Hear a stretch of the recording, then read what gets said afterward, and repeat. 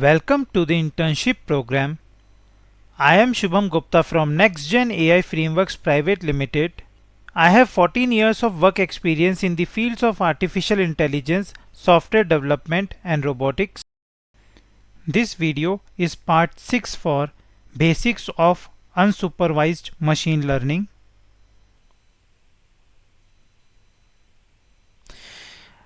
Let's see how to read this. Okay, let's see how to read this.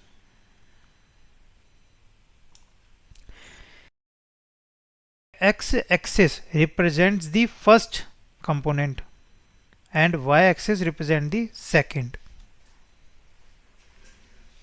These components are, again I will tell you, these components you cannot just say this is some income, this is something. This is not the case. The algorithm is combining the data and converting it to two dimensions, so you will call them components. TSNE component 1, TSNE component 2. This is being done by the algorithm. And the y-axis represent the second component. So these components are abstract and do not directly correspond to any of the original features. See, I have written this thing also here. So you cannot say this is glucose level age. No, you cannot say that.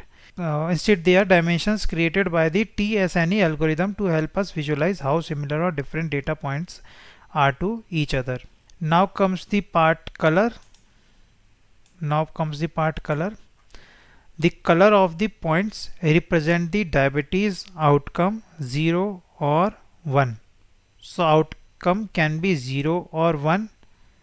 So purple, the darker points representing individuals with no diabetes. So these are no diabetes people. Yellow points represent individual with diabetes. Outcome is 1. So 0 or 1. This is how you read it. Color bar on the right shows this range from 0 to 1. This is the color bar, 0 to 1. So you can see the color change from 0 to 1. 1 is yellow, 0.0 is something called purple or darker points. Okay, so now comes the part of clustering. Points that are close together in the TSNE plot are more similar in terms of the original feature. So if they are close together, this means they have some common features like glucose level, BMI, etc. Areas with dense clusters of similarly color point may indicate groups with similar diabetes outcomes. So see this cluster. This cluster means these people have some same outcome. This is what it means. For example, you can see some clustering of purple points and yellow points yellow points indicating some separation between the two classes. However, there is overlap which may suggest that some feature of individuals with and without diabetes are similar. See, they are overlapping. Yellow color, purple color are overlapping. So this is also the case. So some feature of individuals with and without diabetes are similar. This is what it means. So in regions where purple and yellow dots are mixed, the features of individuals with and without diabetes overlap. So you can see on yellow, purple dot is there. See here on purple, yellow dot is there. So what it means? There isn't a clear separation between these two groups for some data points. No clear separation. This could point to areas where diabetes prediction might be more challenging based on the given features. So these are the challenges, real life challenges that you may face. This is what the challenges are. There is no clear separation between them. They are overlapping. What overall this is doing is the plot helps you visualize how the TSNE algorithm has grouped individual based on their feature and how those groups relate to the diabetes outcome. If you want more distinct cluster, you might explore other techniques. Okay, so there are more techniques, but I have given these simple techniques, basic techniques. So let's see the anomaly detection.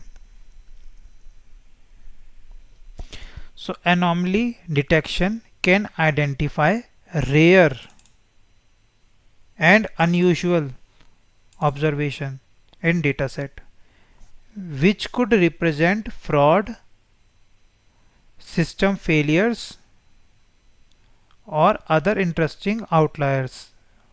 I told you in previous sessions also, very big values or very small values are outliers. So these kind of things can be detected in anomaly detection. First I will run the code and then show you what it means. So this is the chart.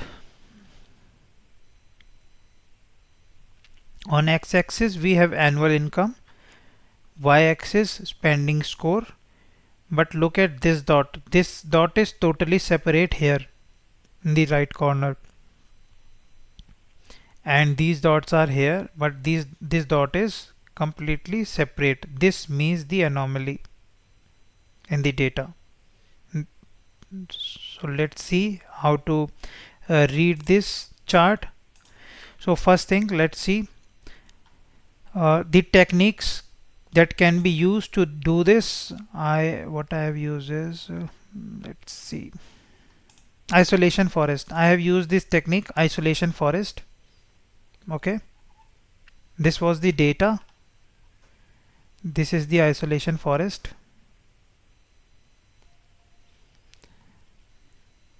Let's see techniques commonly used for anomaly detection.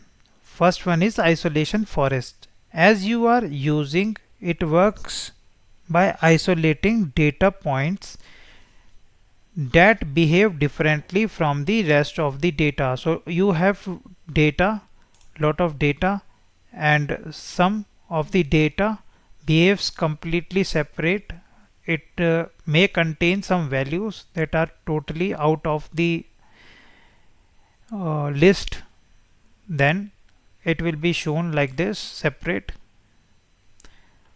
Then comes the another technique, autoencoders.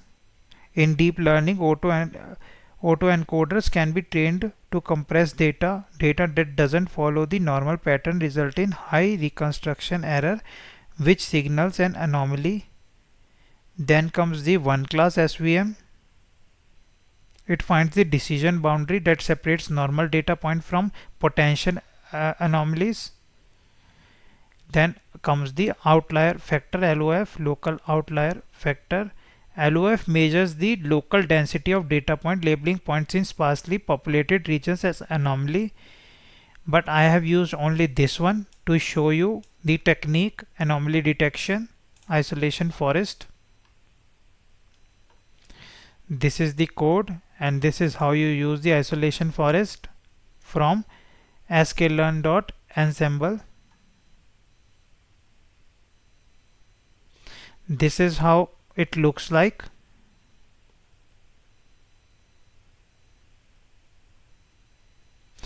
Let's see what it means.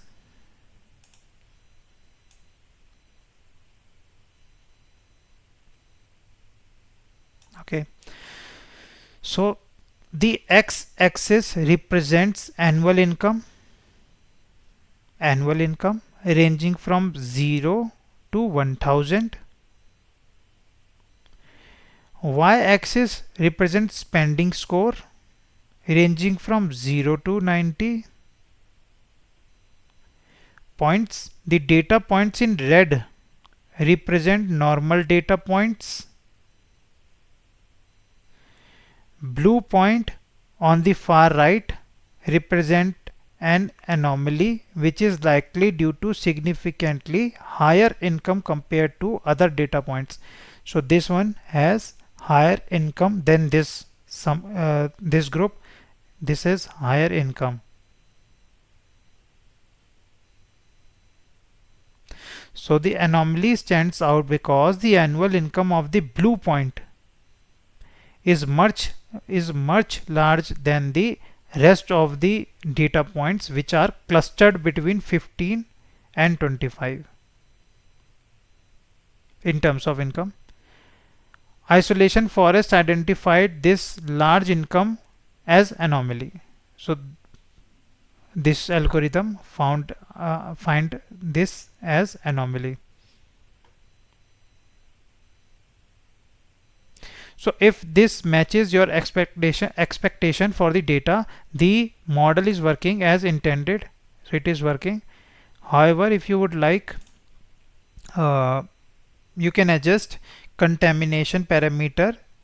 So you can play with this parameter. If you want to test more things, you can change this parameter. So customers classified as anomalies will be colored differently, helping businesses detect unusual spending behavior. So we have a lot of customers and we want to find out the some problem or some anomaly, then these kind of techniques can be used. Okay, so this page AIML projects is available, where you will find the 100 projects listed for OpenCV. I will try to group it more and add more projects here. So using these techniques or small mini projects, you can combine them and then create a big project that can be used in the real world. So for example, watermarking images, cartoonify image, all these small projects, you can create some real world uh, product or service. Four type of things are available in the market. Either you deploy them as a web application, as a mobile application, as a desktop application, or something related to robotics or industry. So there are four type of fields available that you can deploy your projects. So it is up to you. You have to decide the interface you want to keep. If you want to run in browser, then go for web application. This video marks the completion of basics of unsupervised machine learning. See you in next session. Have a nice day.